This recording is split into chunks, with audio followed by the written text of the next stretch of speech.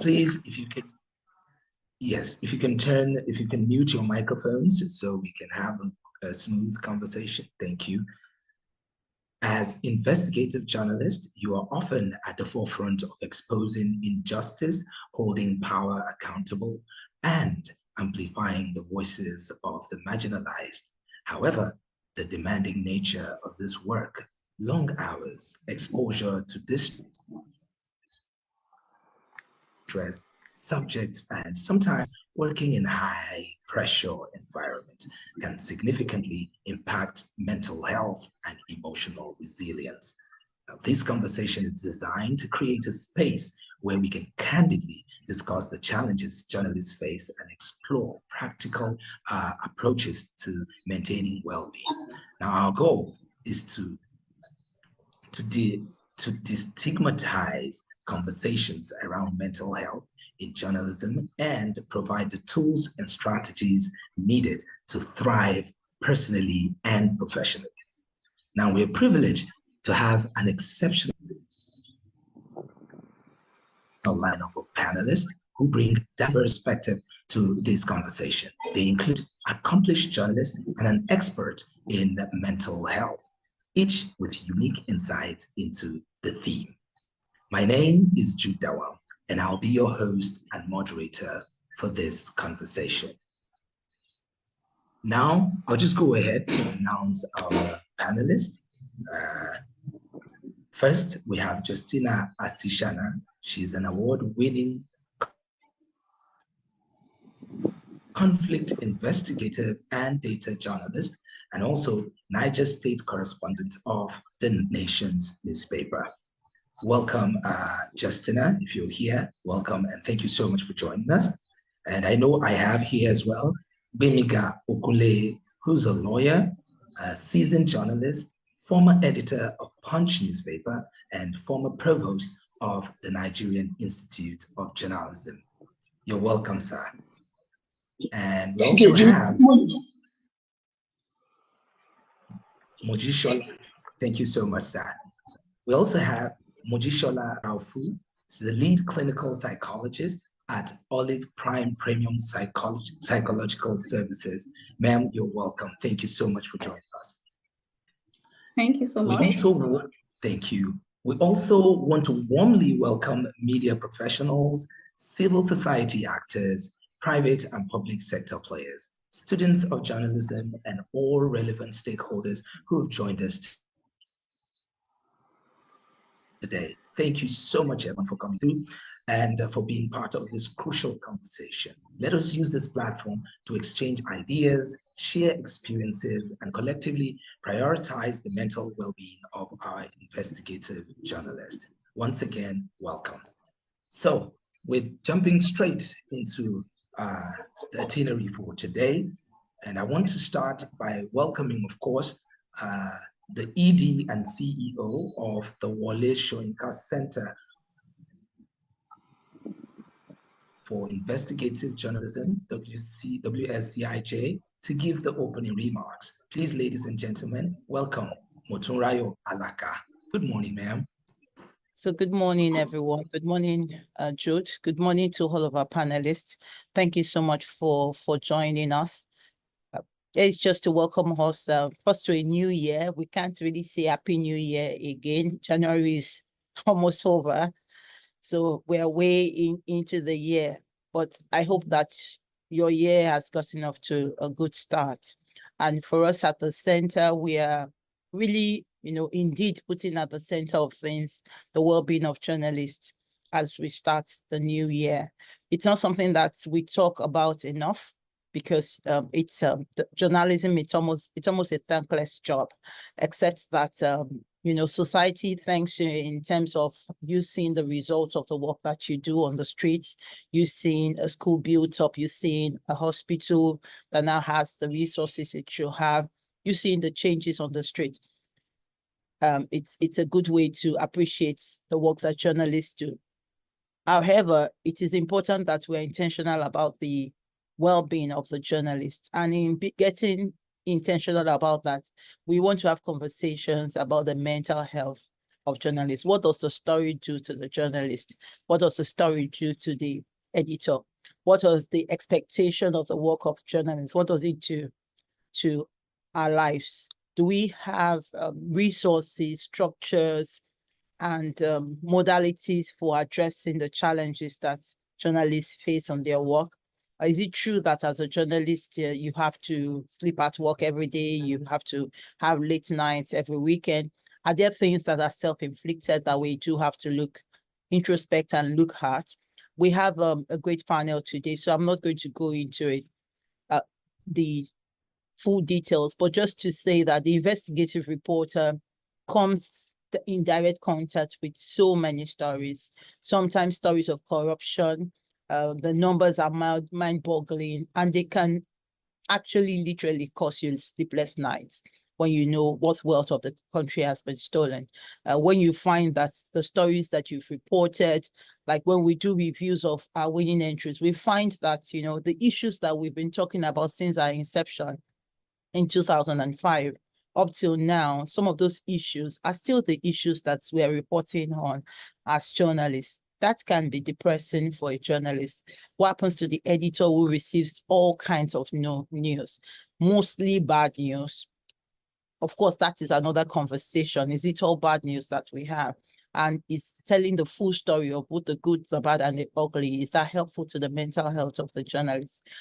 So what happens to the investigative journalist that has to, with very little resources, do those kind of stories, interact with them, and sometimes find that nothing changes after telling those stories and has to go back and do them over and over again?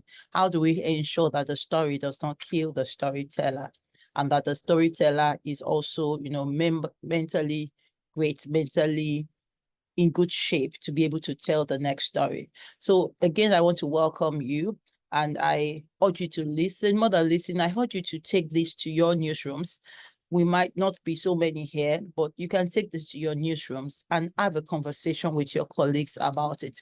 It is not bad for us to talk about the well-being of the individuals who tell the stories towards making us have a better society.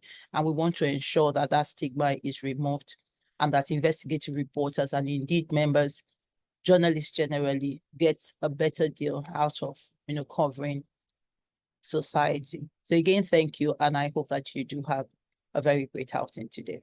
Thank you very much. Thank you very much to the CEO of Wole Soyinka Center for Investigative Journalism. And right now we go quickly. Today, like we said, we're talking about doing 2025 differently, self-care and work-life balance for investigative journalists. Now, she said some pretty interesting things, not just listening, but taking it back to our newsrooms. Now, in case you're just joining us, you are welcome to this mental health conversation organized by the Wole Soyinka Center for Investigative Journalism and supported by the Netherlands Embassy. Our focus is on prioritizing the mental well-being of investigative journalists, ensuring they can pursue truth without compromising their health and well-being. I want to say thank you to Wole Soyinka Center for Investigative Journalism for bringing this all together. Now, I'll just go ahead and introduce the guest, and remember, our panelists. Now, panelists each have 7 minutes, so there's 3 of them. So we're running into, say, 27 or 26 minutes thereabout for them to, give us their opening. And I'll just go ahead to introduce the first person that we have here today. That's coming to talk to us is going to be Justina Asishna, who's an award-winning conflict investigative and data journalist, and also the Niger State correspondent of the nation's newspapers. Thank you so much for coming, and please listen. Remember, mute your microphones as you come in. Thank you. Okay, good morning, everyone. I would like to appreciate Wole. Can you hear me? I would like to appreciate Wole Soyinka Center for Investigative Journalism. Okay, for this conversation is very, very important, because as one of the investigative journalists in Nigeria, witnessed firsthand Hello, can you hear me?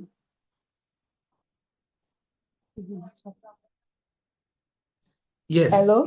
Yes, we can hear you. Okay. Go ahead. Yes. Okay. All right. So I've witnessed firsthand the impact some of our reports and activities have made, both positive and negative. The work on its own is we are working in an environment where stories comes up every day. We have to meet deadlines with limited resources. We have to state that with limited resources, there's a constant push to break news, to uncover truth, uncover hidden issues that people don't want to be reported, and also hold individuals, organizations, and even groups accountable. And even though it has been rewarding, because most times, as Madam Motura said, we see some of our impacts with actions being done. It also comes at a very significant cost, because most times it takes a toll on our mental health. Most covering stories, like on my own part, I cover a lot of stories regarding conflict, human interest, human rights abuses, corruptions, and the suffering of people. Looking at this suffering, watching them, hearing them, listening to them can be very traumatic. I can tell you that. Like in Niger State, where I work, I report a lot about the plight of internally displaced persons. So it's always devastating to listen to their stories. Most times they keep telling you the same story over and over and over again, and you keep wondering why is nothing being done. You see some people in the camp for over 4 years, 5 years, not being able to go to their places, what they face in the camp. And you see women who are giving birth in so much in some situations that are not palatable, and you wonder what is really going on. Then also I also report sometimes with the Child Rights Agency, where you see a lot of cases of molestation, especially of babies.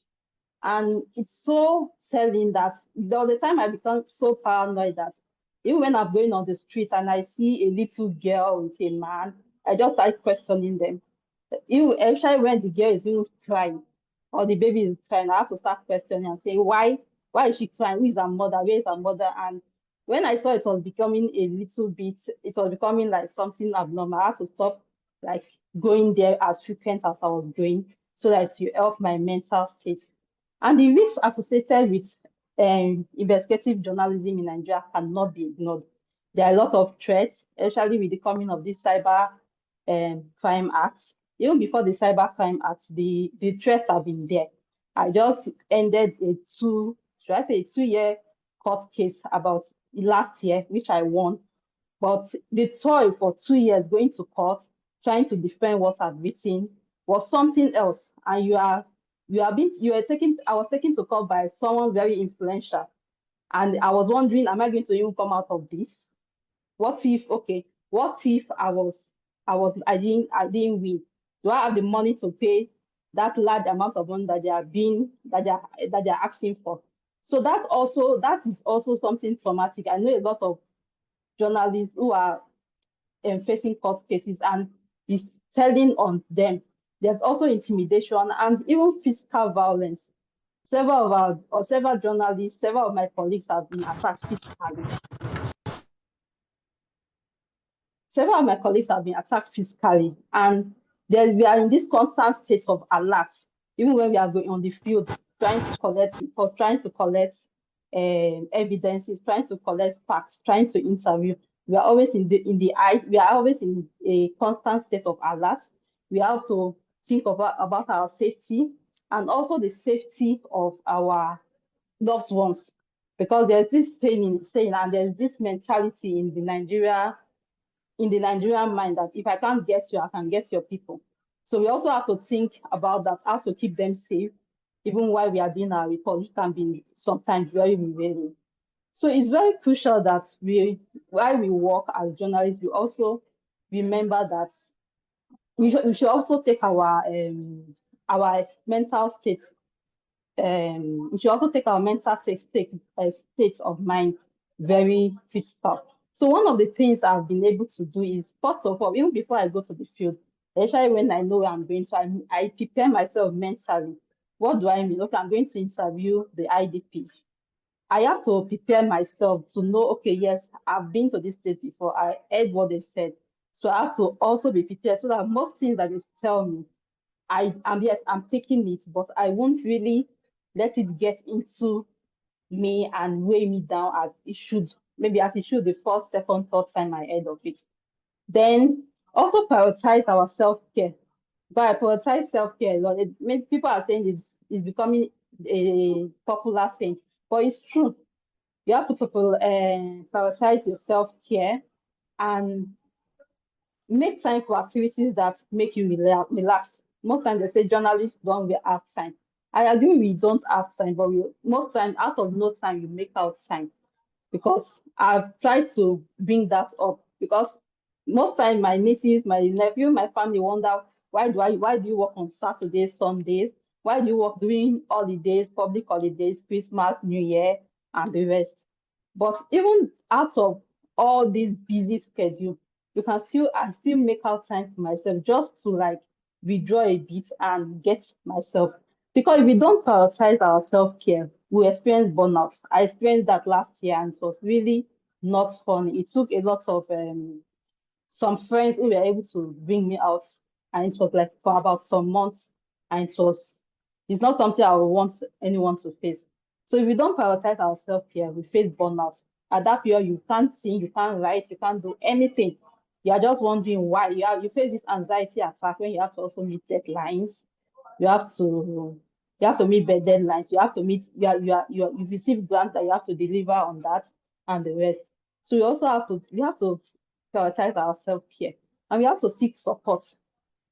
We have to talk to trusted colleagues. Not all colleagues can be trusted, by the way, but you have to speak to trusted colleagues. And if you don't have trusted colleagues, you can speak to friends, counselors, and the rest.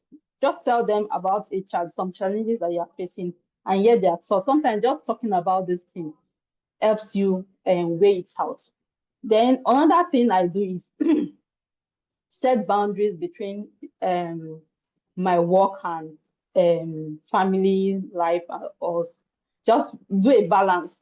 And I learned that's why we're doing this women reports women fellowship, how to balance your work life and family and real life. So I've been able to set boundaries, know when it's time to take a little break. And even when sometimes journalists don't go on vacations, and it tells on us a lot. And we don't even go take our leave.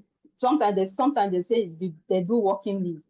But one thing my organization did last year was ensure that everyone went on leave. They call you up and ask you what happened here. Why are you not on leave? And I think my MD made it mandatory that everyone take their leave time. And that is very important. I think that is something that many media organizations need to take up. Let people take leave from work for a little while. It helps the process. Then also, we should also remember our purpose, why we are doing the work we are doing.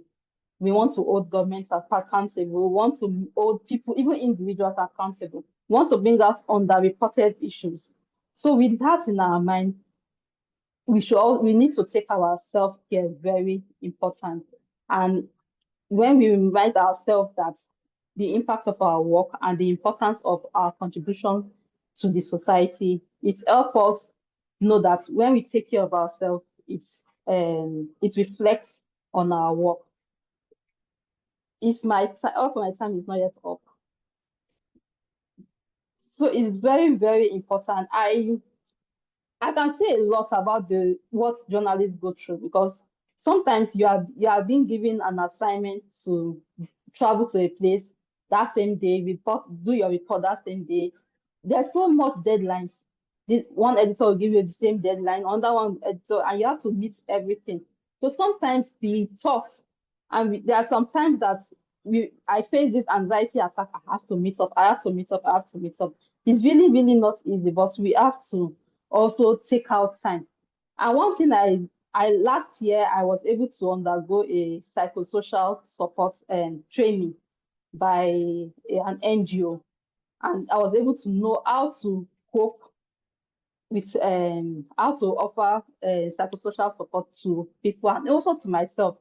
And I also volunteer for a mental health NGO in the state. So most times I attend their training, and I was able to also learn some of these tips, how to set boundaries, how to take out time, and how to also not allow toxic people into your space.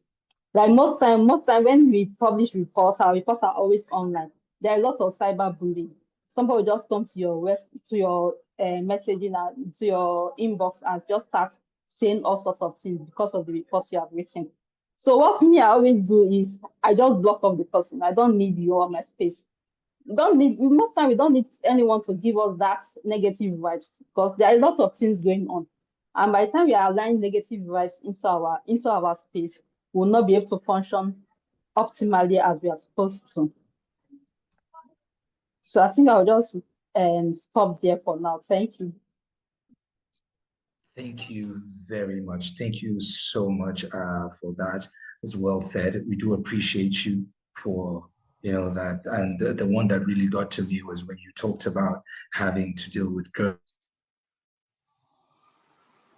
and when you now saw them with men, you're quick to question. That can mess up with someone's psyche. But there are questions that we get to ask you later. But before that, I would love to welcome the next panelist, Mr. Bemiga Ogunleye, who's a lawyer, a seasoned journalist, a former editor of Punch newspaper, and former provost of the Nigerian Institute of Journalism. Please, let's appreciate him as he comes in. Thank you so much, sir.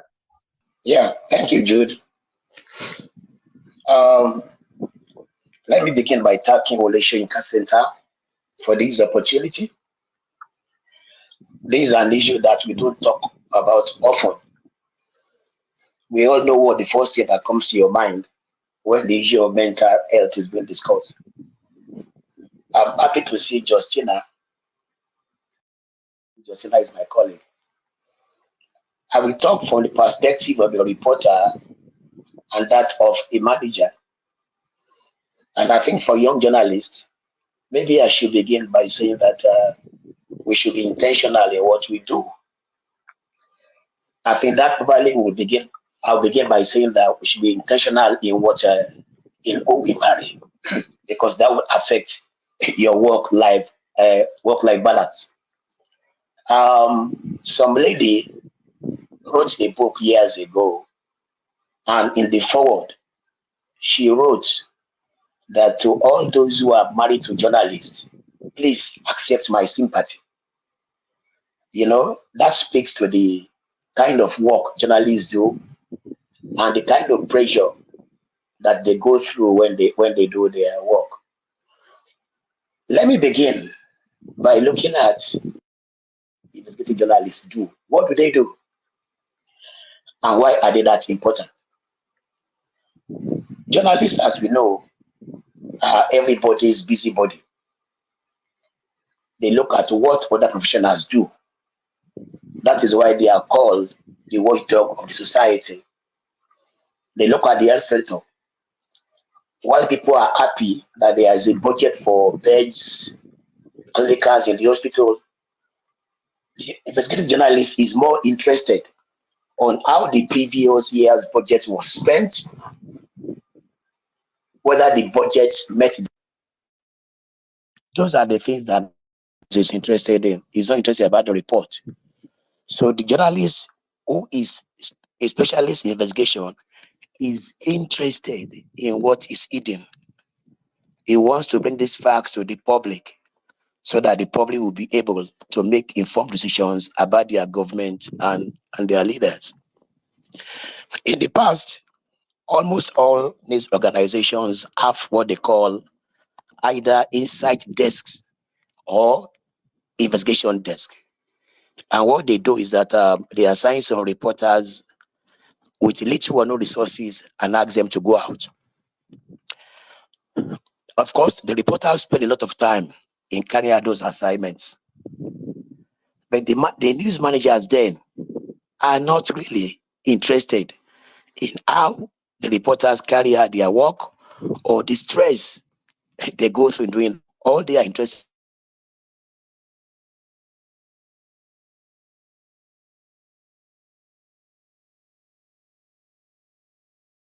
1994, and I had to go to the oil-rich Bakassi Peninsula, where Cameroonian soldiers are taking over the island.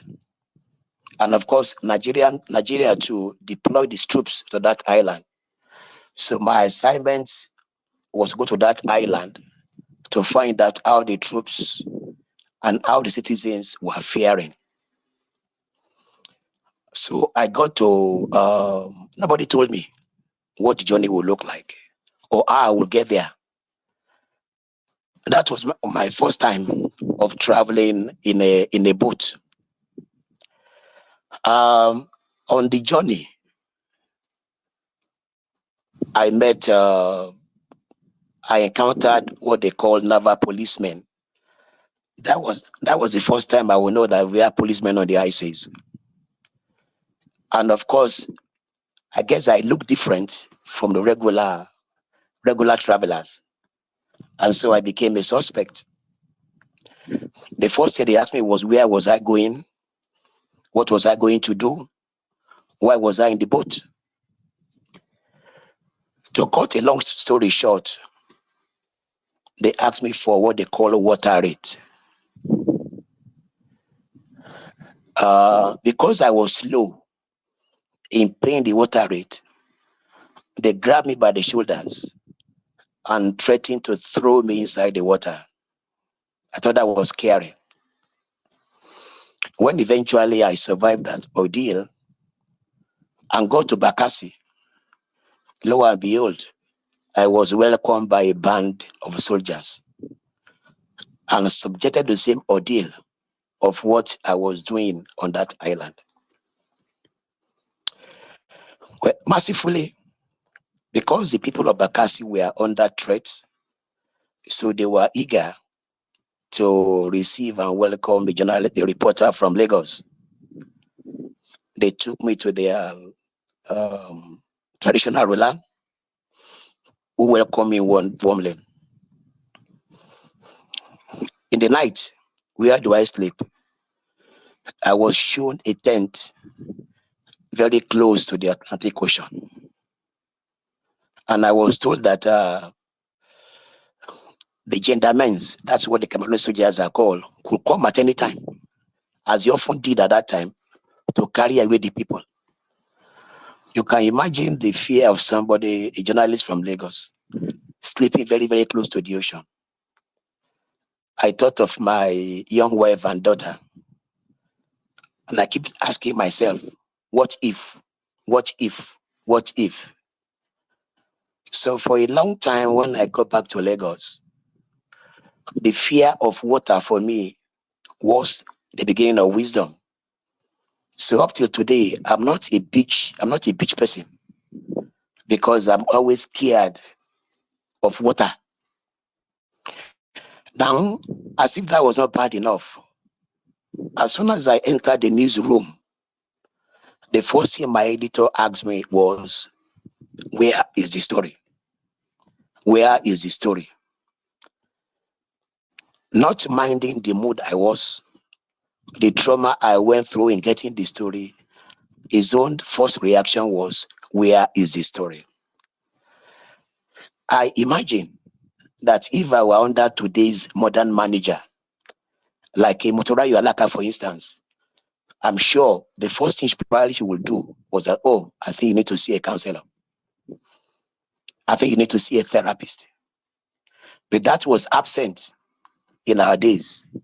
Our major concern was, where is the story?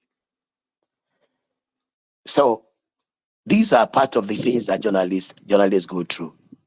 I think in our speech, Motorayo talked about journalists to inflicting part of these stress on themselves. A lot of them still believe that if they have not worked overnight, if they have not slept in the office, they are not journalists. Whereas in today's world, you don't really need to do that. And I think if you ask me, that's a function of today's managers. There is the online version.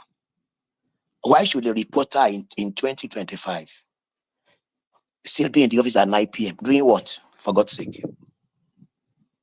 You have the online version. Do your stories and let the online version continue. It's a 24-hour news cycle. There is no reason being in the office at 9 p.m. No reason. Because at 10 p.m. when I was editor of the Punch, 10 p.m. The next day's edition of the paper. So I'm always shocked when to this journalist still say they are in the office at 11 p.m. 12 p.m. What are they doing? They again added to the stress that they have. I thank you for listening. I'll be available for questions. Thank you, Jude. Thank you so much, sir. Thank you. We do appreciate that. You took 2 more minutes into your time, but that story was quite an interesting one. We'll probably ask you questions about that. Please remember 7 minutes is what we're keeping. Let's try and keep to that. And we appreciate you, Mr. Bemiga Okumbeye, for that story you told us today and your experience being a journalist. We have, of course, one of the major reasons we're here today, Mojishola Raufu, who's a lead clinical psychologist at Olive Prime Premium Psychological Services. Ma'am, thank you so much. And we love the fact that you joined us today. If you can have your 7 minutes, it starts now. Thank you.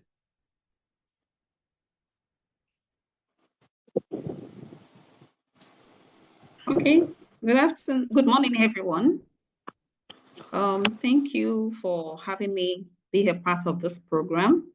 I really appreciate the Soyinka Investigative Journalism for having me here this morning. Sorry about that. For journalists, they from my experience so far, they are always at the point of emergencies, incidences to gather stories most of the time. They work on emergencies, which might as well clash with their own personal life. How do they balance work and life? Is there any harmony between their life and family harmony and work? Now, because of that, they usually come up with several mental health challenges most of the time. And for issues of stigmatization and discrimination in the workplace, most of them do not want to speak out. And I will say it's advisable when you start seeing some warning signs that might state here, or I will state here, the better for everyone. One of the things they usually face is anxiety. And like the last speaker, Mr. Beninga said, the water is now scared of going to the beach or something.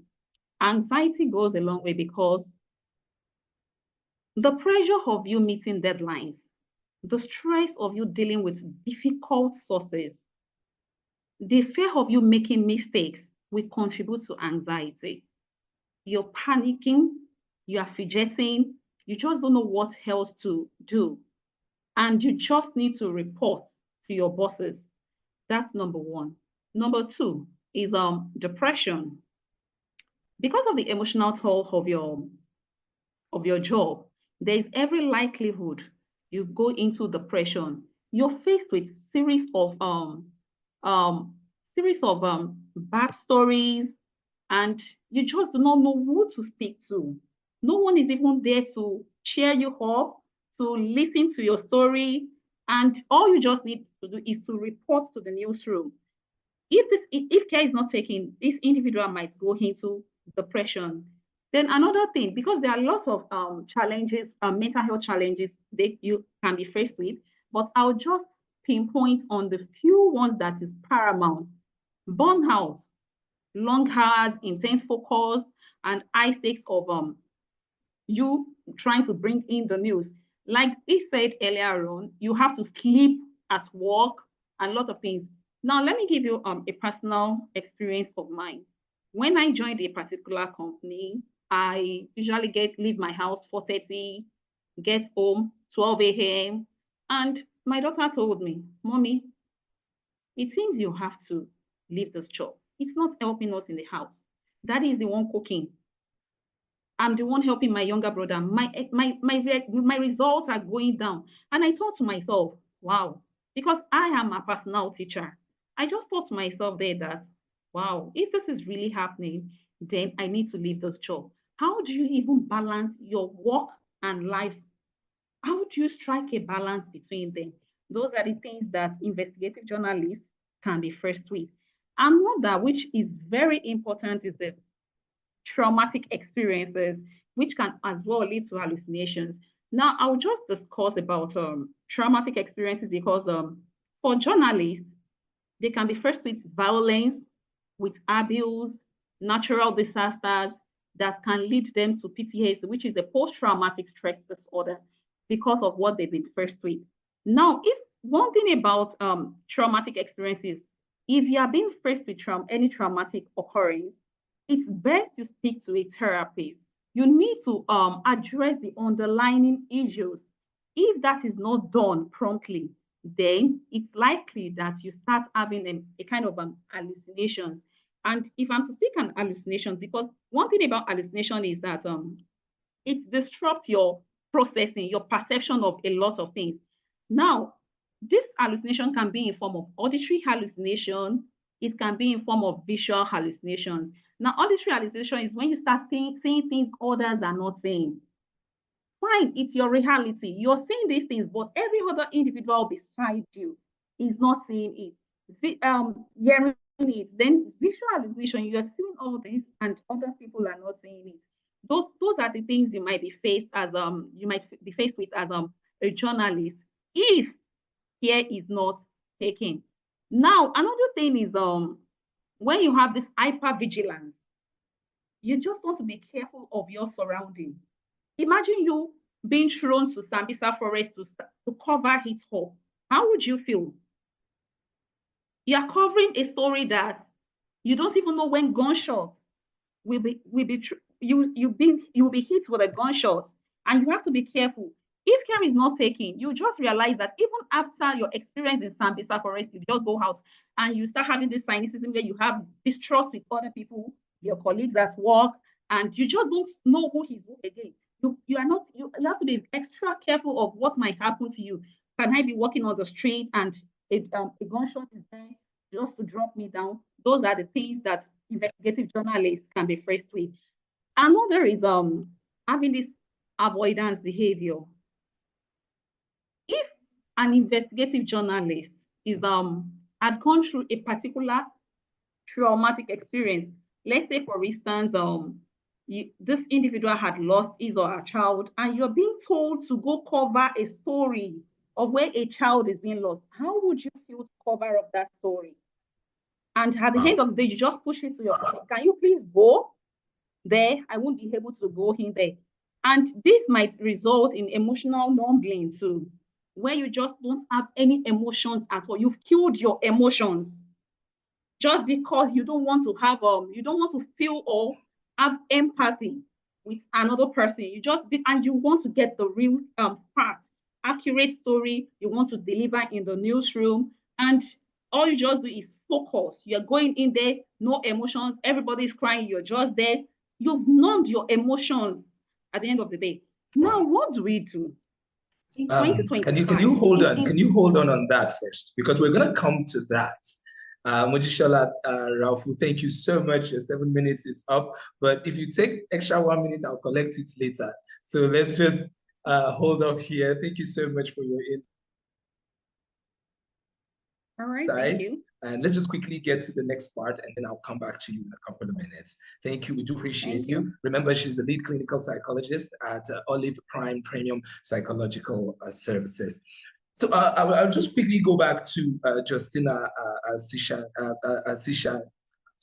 Justina, there was something you said about seeing, when you see little girls with men, there's a thing that happens to you.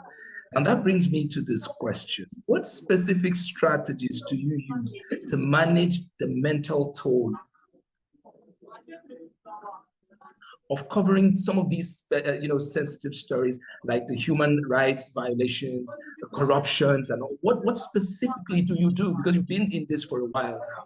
So what specifically do you do to make sure that you come out and you feel fine? Thank you so much.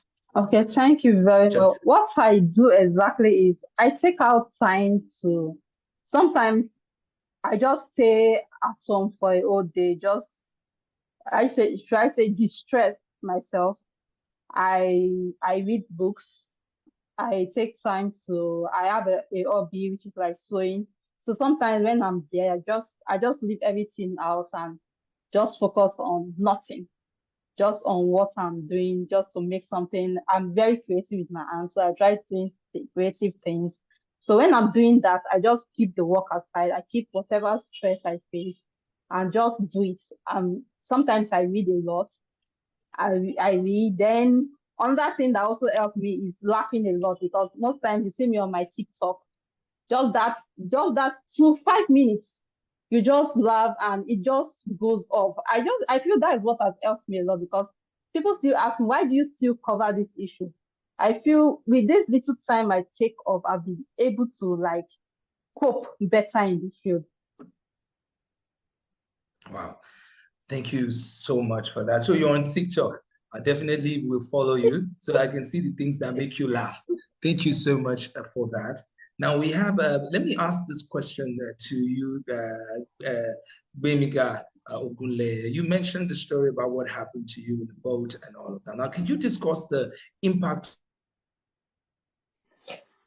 of societal and technological changes in journalistic mental well-being, and including shift from print to digital media, the 2024 Hour News Circle, and the rise of social media? How can newsroom leaders better support journalists in building resilience and managing the pressure of investigative reporting? This question is for Bemiga, if you're there, sir. Yeah, thank you very much, Jude. I'm there. Remember, it's 3 minutes. 3 minutes, please. 3 minutes. Okay. I always say that I am not bothered about the age of newsroom managers, but I'm bothered about the age of their ideas. Ideas rule the world, as they say. You know that today's journalist who works online has a surfeit of data, large amount of data for him or her to go through. There is an information overload. It's a double-edged sword. It has an advantage, it has a disadvantage. Advantage, the work is done better. He has more access to sources, more access to information. The disadvantage is that he's exposed to traumatic videos, traumatic audios. So under that kind of condition, he is a very sympathetic news manager who understands the ecosystem, who can be sympathetic to him in trying to meet his deadline, who knows the value of therapy, who knows the value of counseling, who can direct him appropriately, and who can say, look, this is where to go. I know you're problem. Please relax. Can you take a day or two off? Can you go to the gym and distress?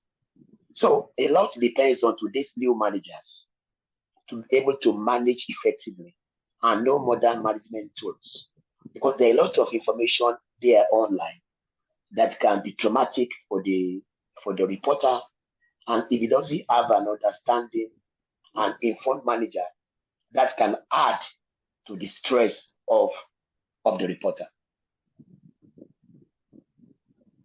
Well, Mr. Bemiga, I would like to address something as well. Have you been able to go close to water after all that experience? Maybe swimming pool, but beach, no. I'll not be able to. I will not be able to summon that courage. I'm always afraid that I will drown or somebody will drown me. Wow. Maybe listening to go ahead. Now. I said maybe listening to Mugitola now. Maybe I have to go and see a therapist and talk to him or her about the underlying cause. Okay, she's the one I'm going to ask questions now. If you want to extend on any other thing, you can go ahead in case there's anything you want to talk about, because I sort of like felt your case, because I have a phobia for something as well. So I'm trying to understand your mindset when you see water. Like, how do you react to it? Like, what experiences do you get? So in case you want to expand a little bit more, you could go ahead and do that. You can imagine an experience of being threatened that someone is going to throw you into the water, is going to drown you. It's something that it took a lot of time for me to get over. A lot of time. The threat was real, and I was terribly scared that I was going to lose my life. So from that experience, like I said, all these picnics about beaches, going to the beach, not for me. It's something I've not been able to outgrow. Do you understand? So that's what I experienced did for me up to today. And that's something that happened 1994, 30 years ago. You can imagine. So those are the effects of that kind of experience. I don't know whether it could be classified as a post-stress traumatic disorder. I don't know. I am sure Mojisola Rafu would be able to help us. Mojisola, if you can come down here, let's have this conversation. I think you have a lot to talk about, because at this point, I think you're the reason we're here today. When I heard Justina's story, and I'm hearing that of Bemiga, there's just so much happening in journalism because you're fighting to tell the truth.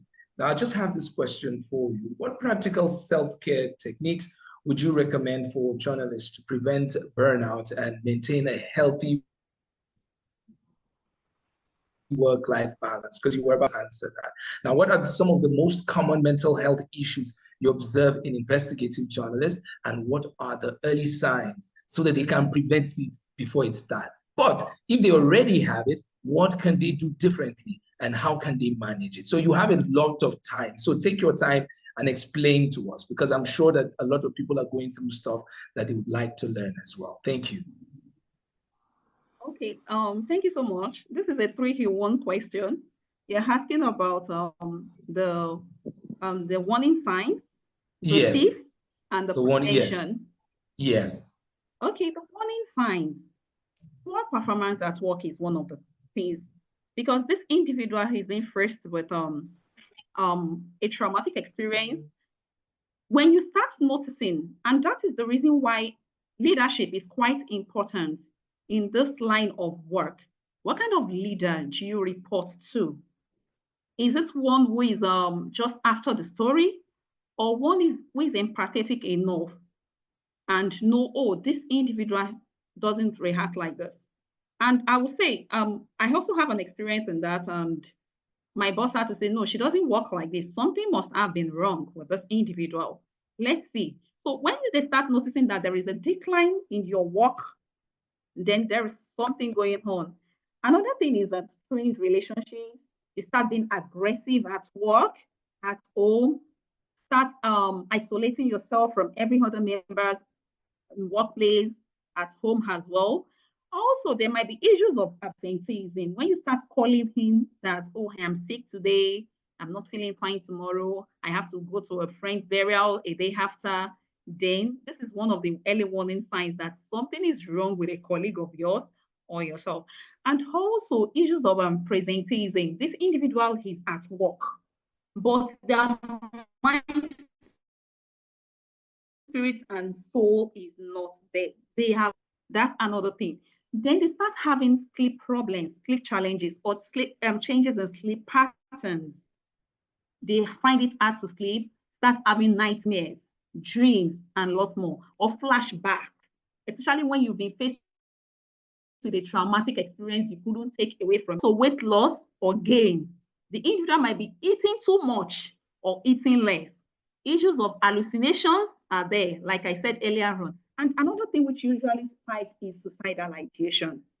There is feelings of hopelessness, helplessness, worthlessness, and for individuals like that, you just don't go to them to ask them, oh, do you feel like dying? No. When you start noticing that, they start saying things like, I feel I am better off not in this world again.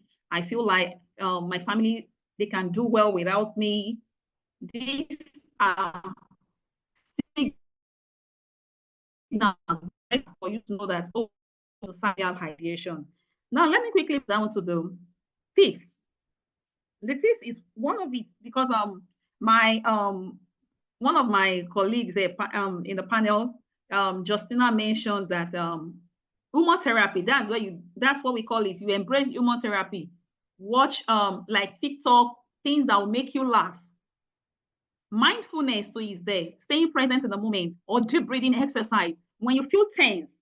And like Mr. Beninga said earlier on, I think he had allowed the whole panic or fear of going into water linger for so much. If he had made it 1994, like if I'm not mistaken, you could have seek a therapist immediately. They would have done an exposure therapy for you. That is what they would have done for you. And by now, you won't have it again. Get life outside work is another thing. Everything should not be work, work, work, work, work. Oh, I have to cover this story. Oh, I have to be a perfectionist. I have to do this. I have to do that. Get life outside of work. Enjoy the beautiful things of life. That's another thing for your own self-care. You should find hope and keep the faith that you can do better. Oh, this is not the end to it. Oh, I can always make a better story. And one thing which is paramount, get as much as adequate sleep. Exercise when you need to. Adequate sleep. 30 minutes brisk walk is not so bad every day for an individual to do. So you can have a kind of self-reflection on your values, your inspirations, your goals. It really go a long way. And sleep as much as you can, because like I said in my opening, emergencies, you never can tell when they will call in for you. So if you have the opportunity to sleep as much as you can. Now, for prevention, which is the last part, is you do regular checkup. It's advisable you do regular checkup. Try and do a stress risk assessment. Even if it is periodic, you can do that.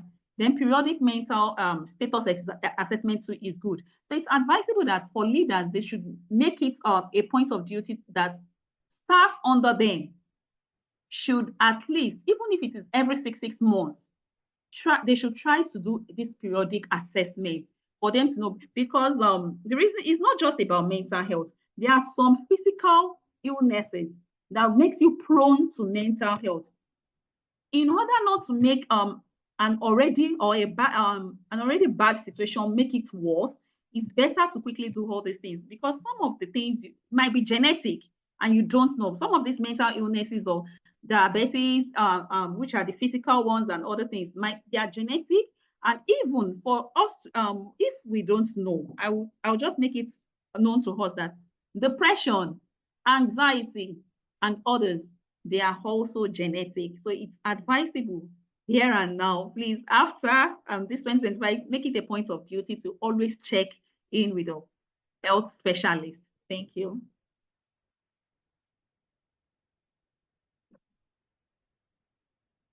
Thank you. Wow, thank you so much. I want to really appreciate you for that. You were extensive with that as well. But there was a question that came into my head while this was happening, and I want to direct this question to Justina Asishana. You mentioned about taking your time, leaving your family, writing a story. How does it usually feel when you come back home and you give the report to your editor and they refuse to publish it? How do you manage that emotion before we open the lines for people to contribute? I've not experienced that before, but I really don't know how that feels. Like going to the field and doing the report, submitting it, and it not being published. That's not been done. I've not faced that before. Okay, Mr. Bemiga, have you experienced that, or you met somebody who has experienced that before? And how do you think that can be managed for journalists? Yeah, it's something I've experienced, and it is not unusual in the newsroom. There's this saying in the newsroom, Jude, that there is no democracy in the newsroom. You feel bad about it. You feel bad. But because you know it is not unusual, you walk away. and look forward to the next story. And you hope that your next story will be published.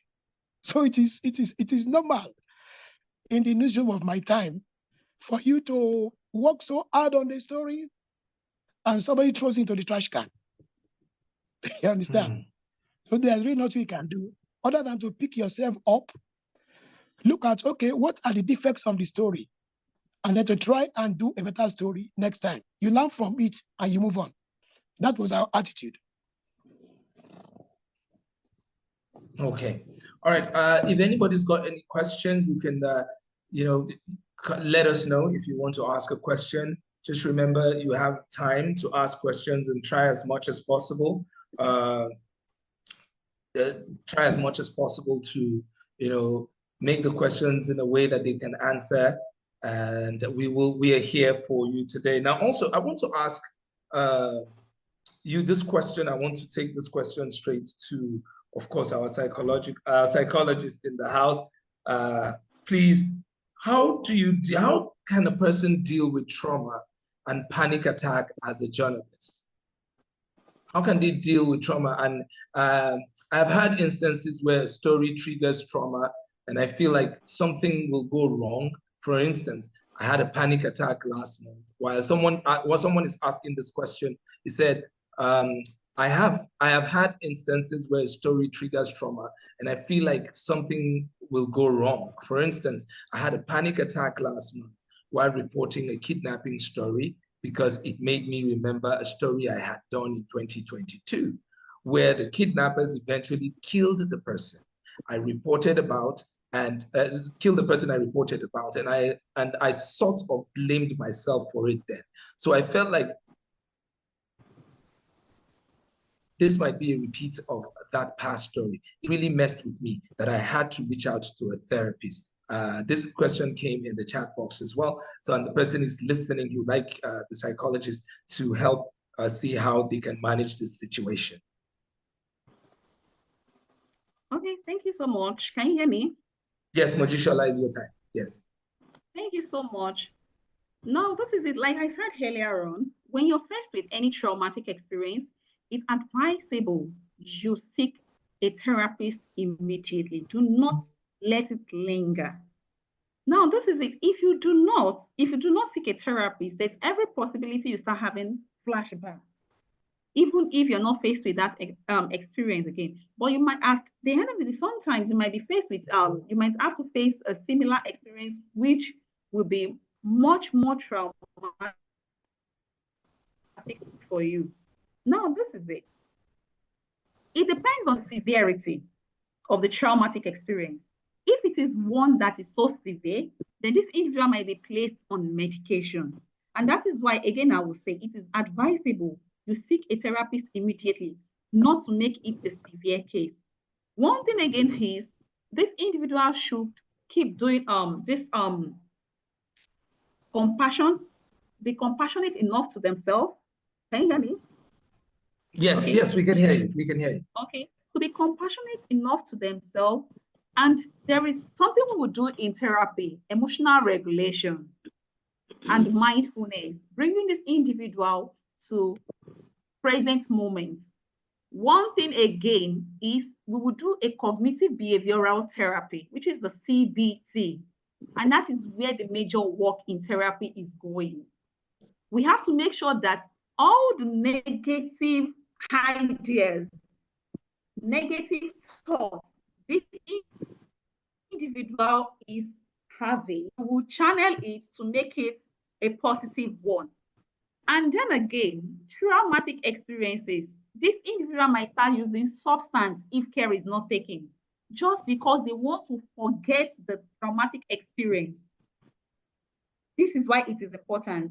Please, if you are experiencing one, reach out to a therapist as early as possible. Thank you.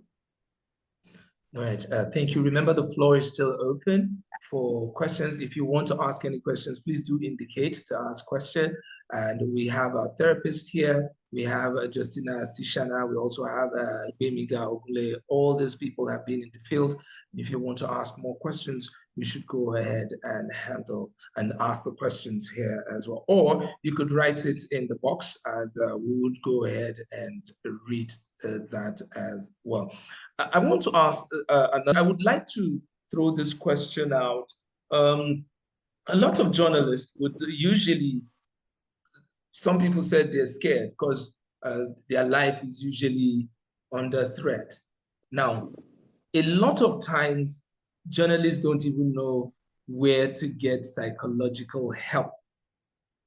How do we make it known that, how do we publicize the importance of psychological help in journalism? Mr. Gbemi, I don't know if you can help me answer this question. Unfortunately, there are very few trainings and workshops for journalists on mental health issues. I hope at the end of this workshop, the message will be spread that there is a need for that. We need to frequently see therapists and counselors. This is not our tradition, but I think we can begin to do that. And I think the various HR personnel in our newsrooms should be interested in this. If they are, right, as a matter of policy, then periodically, maybe quarterly or every 6 months, they will recommend, they invite their therapists and counselors to the newsrooms, or ask their journalists and news managers to go to see them. So if this is part of the policy of the organization, which I think should be, I think they will be very close to addressing these concerns. Thank you so much, Mr. And this question is from the box as well, and is for Mojisola Raufu. I know that all the questions will be channeled to you because you're the psychologist and psychiatrist here as well. So they said, how do you deal with this savior mentality as an investigative journalist, perhaps because of the platform I work with, but I can't but help feel like I am a failure when my stories don't make an impact? When a victim of an injustice does not get justice, I feel like there is something else I need to do, even after a story has been published. I think I can understand this person's mind, actually. That's a brilliant question. How can someone deal with that savior mentality as an investigative journalist? That question is for you, Mojisola Raufu.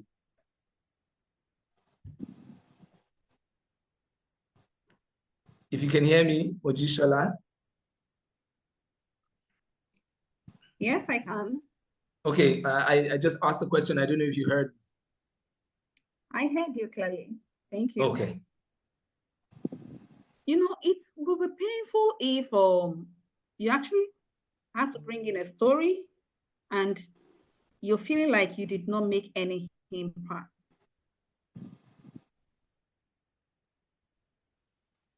I said the other, it's a normal thing in the newsroom that you bring in stories and it doesn't make headlines or something like that.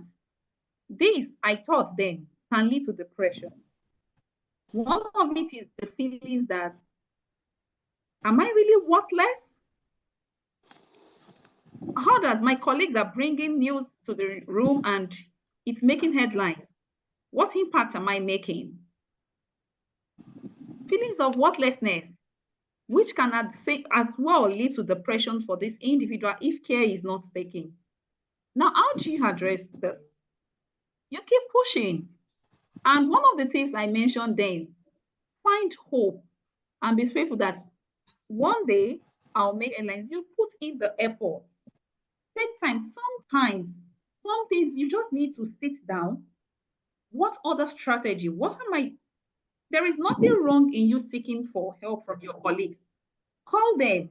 What is it they are doing different that you're not putting in place? You can ask. And at the same time, if the workload is too much for you, push to other people, because it's always, sometimes you just need to break your work into chunks, measurable chunks, achievable chunks. When you have too much piling up, you might at the end of the day not be able to achieve anything. So it's advisable, prioritize it. If you know you can delegate some to a colleague, try to do that. If it's something you have to do on your own, focus on it and make the best out of it. Because you didn't really make an impact does not mean you did not try your best. You did, but things just turned out the way it is. And the next is to re-strategize. What other steps can I take to achieve a better one? Thank you. All right, thank you. I would like, Justina, if you can shed more light on that as well, if you have something to say about this question, the savior mentality. I've worked on this story. I've worked on this story so much and nothing has happened. Okay, Said, you want to say something? Please go ahead, Said. All right, thank you very much. I'll just make it fast. My name is Said Ibrahim, online editor of the Hope newspaper. I've listened to the conversation, and the part that it has to be the age, not the age of the editor, but about how old the ideas are. I think currently we have so many newsrooms that we see have this medieval thinking. Now we have to think about the media economics as well. Advertising or advertisements are not forthcoming. Many people are leaving the media, they're leaving the rest of us in the newsroom to do the work of several people. Now in my own several newsrooms, and even my own newsroom, the story comes first for them. And when you say, oh, I can't really do this, now you can hear something like, oh, should we get someone that can bring in the story? If at this age you are still complaining, you are a soldier and all that talk and everything gets to your head. And if you leave this job, you still have your family to feed as well. So you have to really, really engross yourself in it. So taking time off for other things does not really work. For me now, as an online editor, news break almost every day, and they want you to get on it. Have you seen that story? Is it up there? If you tell them to get someone else to, maybe additional hand, they tell you they don't have enough money for this or to get another person, so you just have to do it. So it's either one person or you leave and we get someone else. So how do we deal with all these things that we see almost every day? Thank you so much, Said. Anybody can answer that question, whether Mr. Gbemiga Ogunle or Mojishola. I think Justina, I don't know if she's still here. So please, anybody can jump on that question. Okay, thank you so much. I'll take this quote from Karen Hebakarian, who is a wellness coach. She said, make yourself a priority.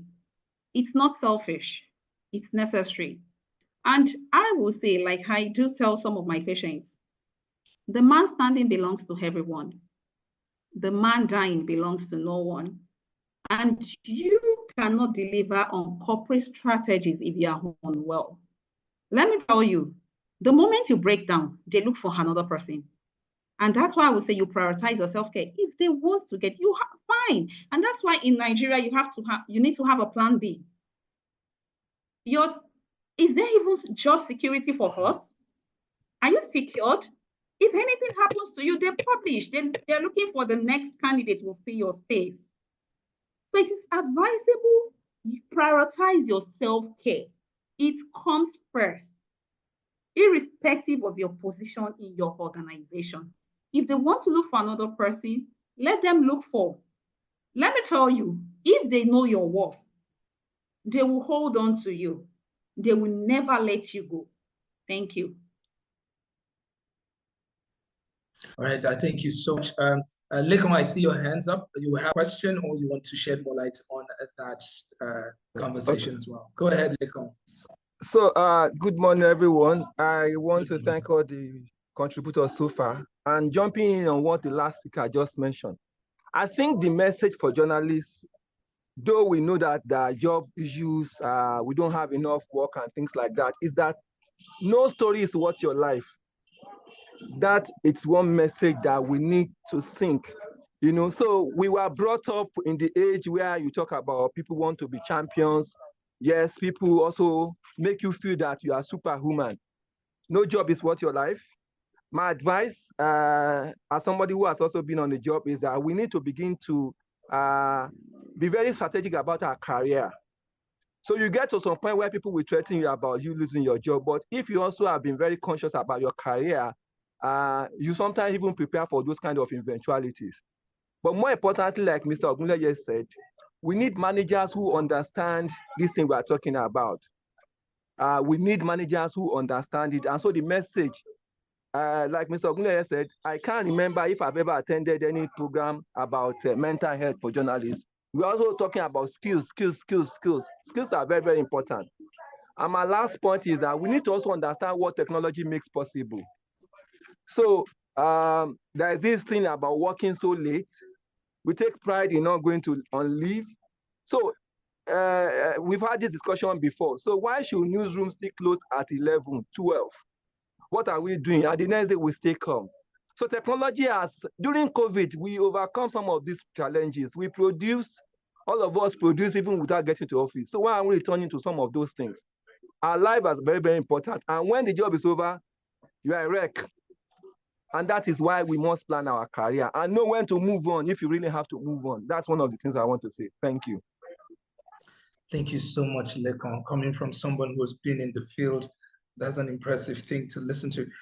Anybody's got any questions? You want to comment or you want to shed more light on some of the things that they've said? In a couple of minutes, we'll be trying to round up and bringing up the panelists to kind of round up. So if you've got any questions or there's any other thing you want to bring to the table, would like to have it now. Juliana Francis, please come up. Juliana Francis, the floor is yours. Good morning. Good afternoon. Unmute yourself, Juliana, unmute yourself.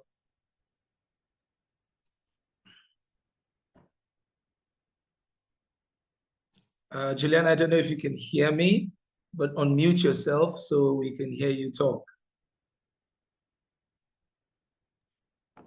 Can you hear me? Great, we can hear you now. Thank you, loud and clear. Okay, so I want to make reference to the guy that I talked about not feeling happy when his story is not used, or after the story has been used, he just feels like it's not making any impact. Please, I just want to tell you from my experience that you shouldn't feel that way. For example, it has to do with, one, the medium you work. You know, if you are working, for example, a newspaper that is not actually well known and you do a fantastic story, and somebody in Punch does a story that is not even as fantastic as yours, the Punch person is likely going to get more traction, among reaction to their own story than your own story. So, but what I want you to do is this: just keep doing your own story.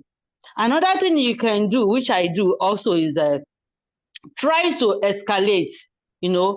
Escalate through a social media platform, your friends in other media organizations, try to escalate through their platforms or social media handles. Another thing I want to tell you, and this is the mistake most journalists make: don't think your story is not making impact. It might not be immediate.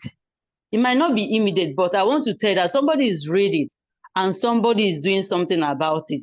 I did a story about extrajudicial killings in SARS. The present IG, when I did that story, didn't do anything.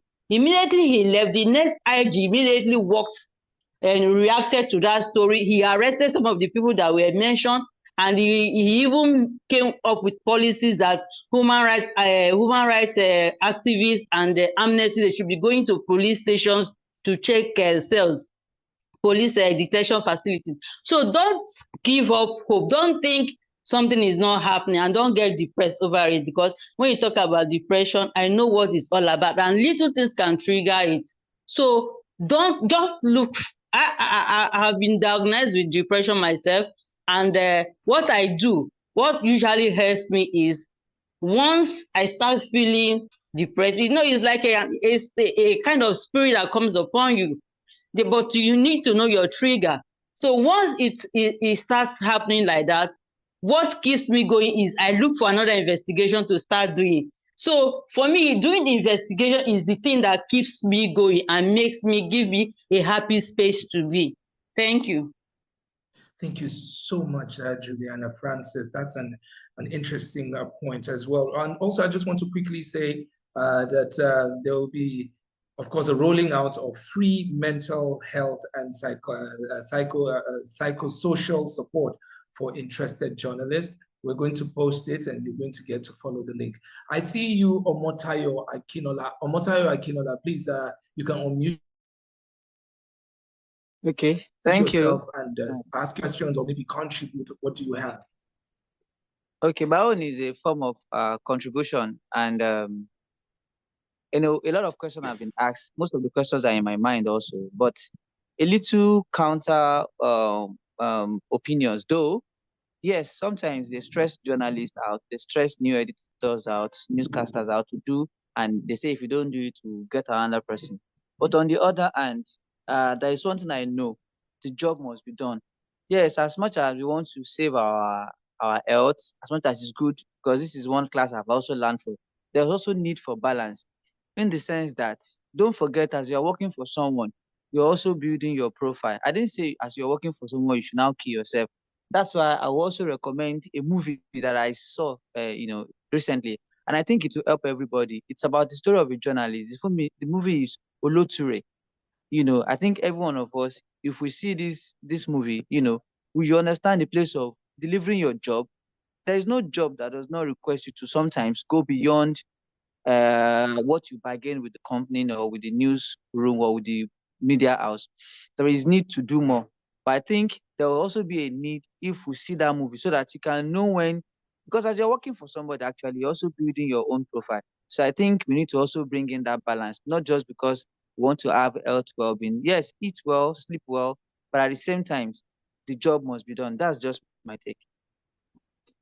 Thank you so much, Omotayo. Keeping balance and understanding that you bring value. Stephanie Adams, thank you so much. You have the microphone now. Unmute yourself and ask your questions or react to any of the conversation. Thank you. Thank you so much, Dawam. Good morning, everyone. My name is Stephanie Adams Douglas. And of course, when it comes to conversations of mental health, I wouldn't miss it for anything. So thank you so much to the Center for bringing us together. To begin with, I think mine would be contributions for someone who has worked in the space, who is still working in the space as a trained journalist, and then I moved in to media and innovations. I'll say that I've had the opportunity to work with lots of journalists, and I can totally relate to an extent to these conversations. I mean, aside just working with these people, I mean, I think the first thing that organizations should consider would be prioritizing mental health in terms of policies in the organization. So I know that basically a lot of organizations will say, oh, journalists need to prioritize mental health, but sometimes it's same as though it's just passively been said, but if it is there as a priority, as a policy for the organization, the institution, I believe that it will be taken seriously by journalists. I'm not surprised, having a conversation like this, and there are only 43 people, and you can imagine how many thousands of journalists we have in Nigeria. And that's because we need to re-emphasize the essence of this type of conversations. I currently work with an organization that HR and the management will specifically log you off when you are on leave. So you're not expected to respond to any emails. You're not expected to log into your email or your Slack or any work platform as long as you are on leave. In fact, once you're seen on your work platform, IT will just kick you out. That's prioritizing mental health and prioritizing the welfare and of this journalist. So I think it just like Mr. Lekon said, no story is what your life. And I know I've heard this a million times from Mr. Idris Akibajo of Premium Times. No story is what your life, but what has to be done needs to be done. But you must also prioritize your well-being. So this is just my contribution, and just to emphasize on the fact that this conversation must be implemented as a policy, as an organizational protocol for journalists. And I think it will also, lastly, It will also be good that there is an establishment of protocols in terms of whether reporting stories or, just working as a journalist there should be an establishment of protocol, whether you're going to the conflict zone, whether you're going to, you should be prepared as a journalist before you go to, before you're deployed. During your deployment, at least you should be assigned to a psychologist that will be there to at least speak to you. The person doesn't have to be there with you physically. And immediately after your deployment as well, there should be immediate intervention. This just goes all the way out to pre-event, during events, and post-event, prioritizing the mental health of journalists in whether newsrooms, in the newsrooms or out on the field. I think that would be a plus for organizations in Nigeria. And that's why a lot of media organizations should also invest in the mental health of journalists. In the West, a lot of funds, money is being invested into the mental health of journalists, but we barely see that in Africa. We need to re-strategize. We need to reinforce the conversation of having better mental health in the media landscape or the ecosystem. Thank you so much, Jude.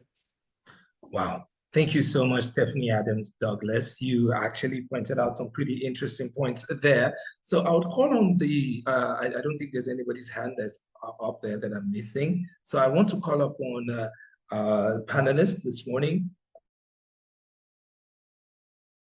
to round up with some of the things people have said, and if you want to react to any of the questions or you have more things to say. So I'll start, of course, with Justina. Justina, if you're here, please, I would like you to come up and kind of have your rounding up points because we are almost close to finishing. So Justina, if you're here. Okay, I'm here. Okay, go Thank ahead. you. I think Stephanie said almost everything. She said my closing points for me.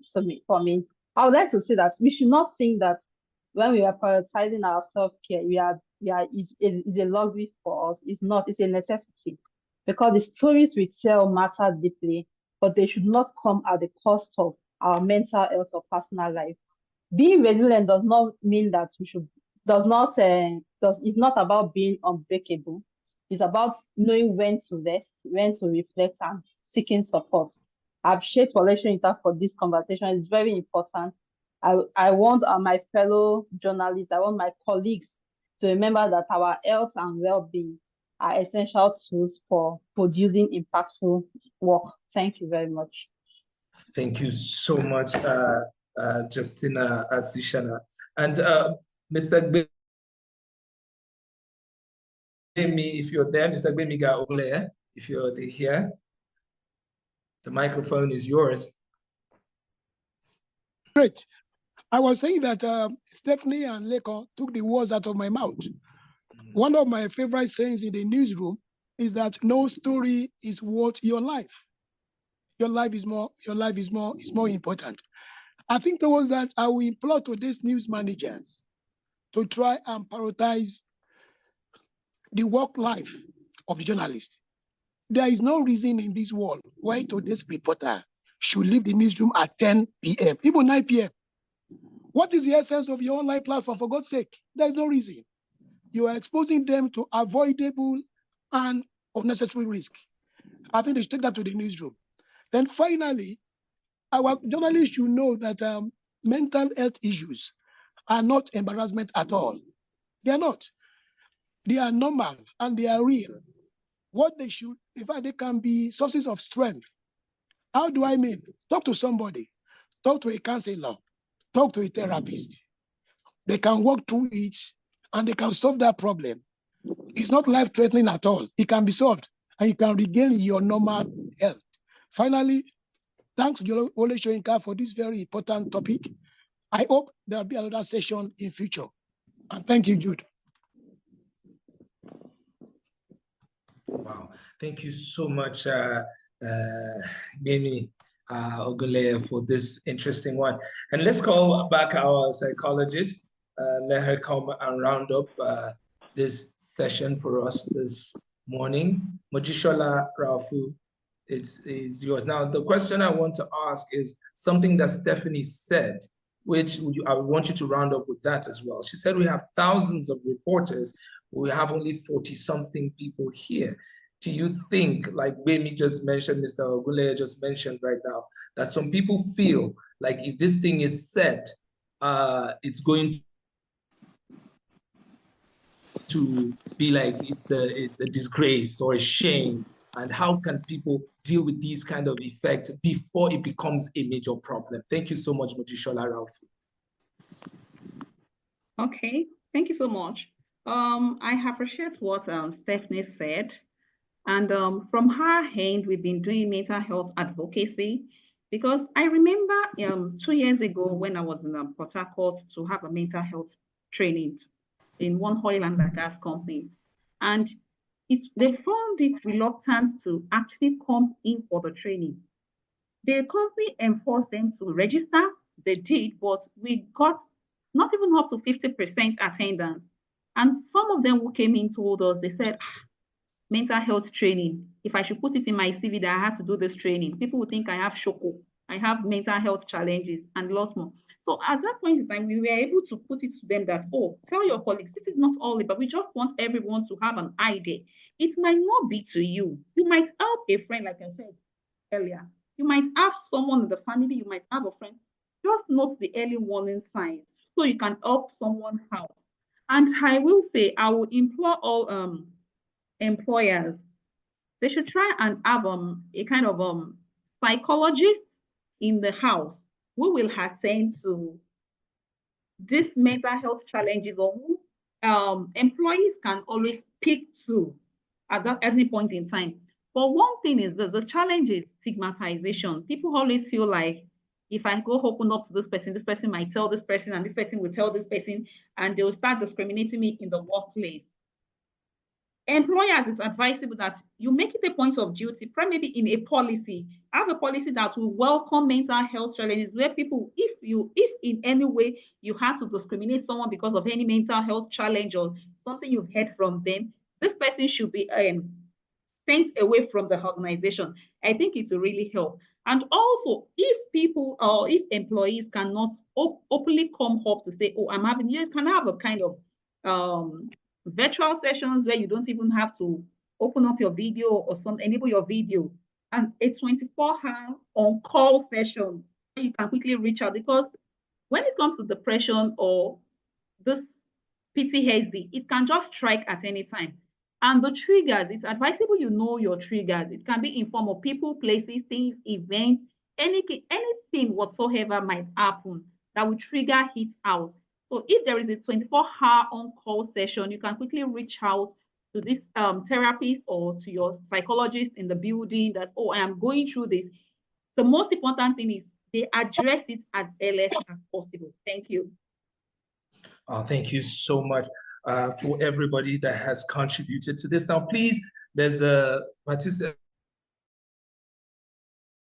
participants form is on the chat box. Please go there, fill these forms. There's also evaluation forms in the chat box as well. Now, this form will help. It will really help. Just go there as we're talking now. Go there and fill these forms. Now, we're saying that this has to be a conversation. It needs to be a continuous conversation. And for us to get this, we need to get as many people as possible so that the world and the federal government and workplaces would understand the people that are going through these things. And some people are kind of just, hiding it away, thinking that it's a problem. They don't know that a lot of people share in this. And like almost every speaker said here, talk to someone, just speak to someone. It could be your boss, it could be your colleague in the office, it could be a professional who is higher than you, your mentor or something. Just talk to someone. So please go over to the chat box and fill these forms for us there so that we can get to push this conversation. And please remember, this conversation shouldn't end here. Even on our social media platforms, we need to continue to push this narrative, because sometimes you see our brothers and sisters who go to the field, they come back and they're not the same anymore. You're wondering what is happening to this person. You might have the opportunity to help that person. Maybe the person is not here, but you have heard this lecture, you have listened to people speak, and you've experienced some of these things while they're talking. Just the idea of it alone, like Bemiga's story. it's still in my head, you know, like I'm just imagining, and that is just fulfilling that I'm alive to listen to a story like that. So please and please go and remember also that there's a free support facility available. They will drop the link here. You can copy the link and share with, you know, with your friends who are journalists. Just go there to the chat box, please. Everybody, if you're here, if you can hear my voice, to the chat box, fill up those forms. And then once again, the free support facility available, free, completely free. I'm sure someone is paying for it. They are very expensive to do, but the Wole Soyinka Center for Investigative Journalism is supporting this with the Netherlands. So go ahead, copy these links, save, you know, fill up these forms. It's free of charge. I want to appreciate every single person for coming here today. I want to start, of course, by, you know, appreciating our panelists. Let me make sure that I get the names right, so that it's important, because they did a great job with us today. So I want to start by appreciating Aziz. Aziz, I need to, you know, call your name right, and I need you to help. Asishana. Asishana. What? Asishanat, right? Yes. Okay, so I got that yes. right. Asishanat, Justina Asishanat, and we also have Bemiga Ogunleye. Thank you so much for your time. We also want to appreciate Mojishola Raufu. We appreciate. But before I go, I would love to call on the CEO and ED of Wole Soyinka Center for Journalism. If she has a word or two, then we can come to a close. If you're close here, Madam Alaka, if you're here. Thank you very much. I think it's just to say thank you to everyone for joining us for this conversation. There are so many things that we can talk about. Definitely our work is important, but it's because it is important that we do have to take care of ourselves to be able to do it for a long time. And also think about the families that we belong to and that we come from, who sometimes do not get the best of us while we serve society. So as laudable as serving society is, we do also have responsibility to our immediate family. So thank you to all of our panelists. The conversation does not stop here, like I mentioned when we started. We'll continue to talk about it, continue to normalize talking about the welfare and the mental health of investigative reporters in Nigeria and outside this country. And we continue to normalize that, yes, we have to work hard, we have to put in our best, but yes, we do also have to put in our best for ourselves in terms of self-care and ensuring that we're in the best state of mind while we do this work. So thank you to all of our panelists. Thank you to our moderator. Thank you all so much for coming. Have yourselves a good afternoon. Thank you so much, everyone. So with this, we call it a day. Hopefully we go out there and preach out this word. Please remember to fill up the form. My name is Jude Dawam, and I appreciate you for having me and listening. And we want to appreciate as well the Wole Soyinka Center for Journalism. Thank you so much for putting this together. Have a beautiful afternoon.